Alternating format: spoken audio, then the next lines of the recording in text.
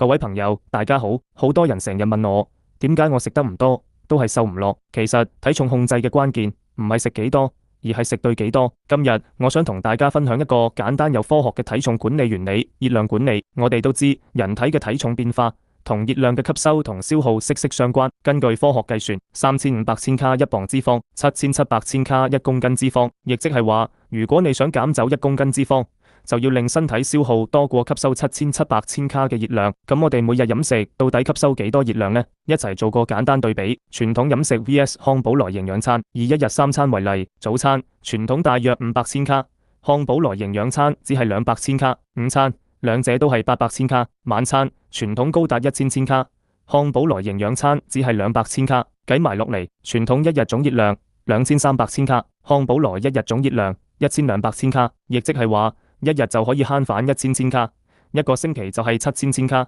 差不多等於1公斤脂肪。呢個唔係節食，而係聰明飲食。透過低熱量、高營養嘅代餐，我哋唔單止可以有效控制熱量吸收，仲可以維持身體所需營養，做到每星期平均減1公斤脂肪，一個月減3至5公斤嘅健康減脂效果。體重控制唔使捱餓，亦都唔使放棄美味，只要揀對方法，管理體重都可以好輕鬆、好健康。如果你都想開始改變，歡迎多啲了解康寶萊營養餐，一齊邁向更健康嘅自己。最後，麻煩大家幫手點讚、分享、留言，等更多朋友可以學到簡單實用嘅體重控制知識。多謝大家。